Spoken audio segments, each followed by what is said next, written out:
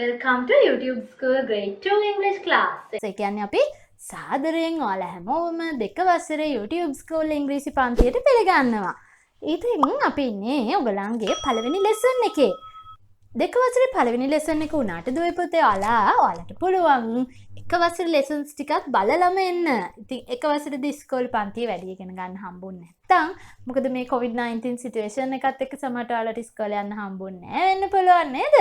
ඉතින් පුතේ මේ අපේ YouTube School එකේ grade 1 කියන playlist එකට ගිහිල්ලා ඒකෙන් ඔයාලා grade 1 එකේ තියෙන පාඩම් ටිකක් බලලා එන්න. එතකොට ඔයාලට ගොඩක් ලේසි වෙයි ඔයාලගේ පාඩම් ටික කරගෙන යන්න. Right. So what is this? We and the school. අපි සහ අපේ පාසල. අපි ඉගෙන ගන්නේ අපි සහ අපේ පාසල. Right, මං හිතන්නේ මේ පින්තූර ඔක්කොම ඔයාලා හැමෝම දැකලා තියෙනවා ඉස්කෝලේ ගියපු ළමයි ඉස්කෝලේ පන්තියේ ඉඳලා තියෙනවනේ ඔයාලා නේද? What is this? This is a blackboard. This one. This is table. Teacher තියෙන මේසේ. Teacher ගේ මේසෙට අපි කියනවා table. And what is this? This is chair. And what is this? Duster, desk. And this one, what is this? This is dustbin. එහෙම නැත්නම් මේකට අපි bin කියලා කියනවා. Right. Blackboard, table, chair, duster, desk, dustbin. Blackboard, table, chair, duster, desk, dustbin. Right. So අපි grade 1 වලදී colors කියලා lesson එකක් ඉගෙන ගත්තා. පාට ඉගෙන ගත්තා නේද? So these things are in different colors. මේ බඩු ටික තියෙන්නේ එක පාට වලින්. ඔයාලා මොකද කරන්න ඕනේ?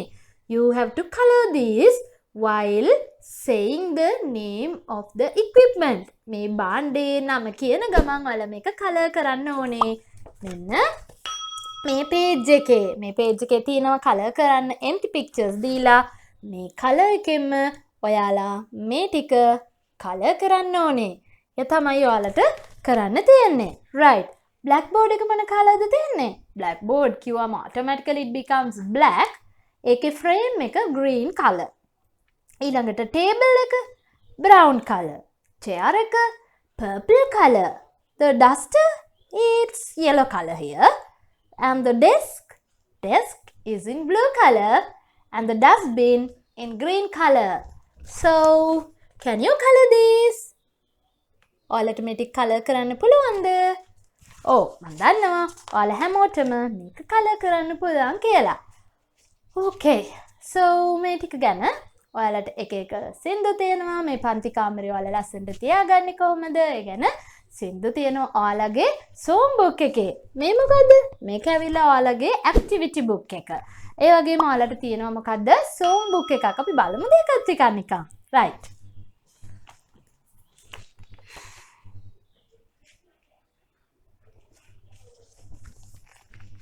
Yes.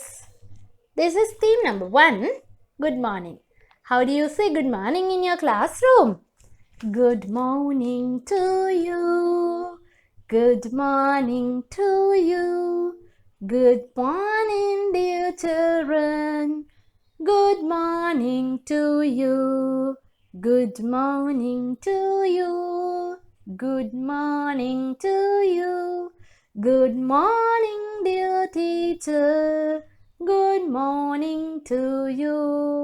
සුබ උදෑසනක් කියලා classroom එකේදී කියන විදිහ.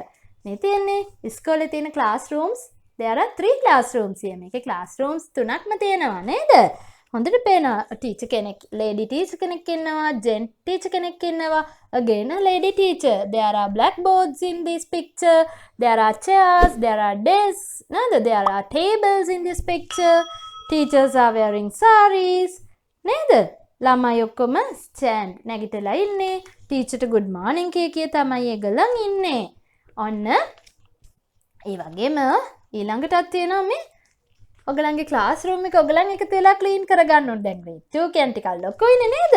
This is the way we clean the classroom, clean the classroom, clean the classroom. This is the way we clean the classroom, Monday to Friday, Monday to Friday.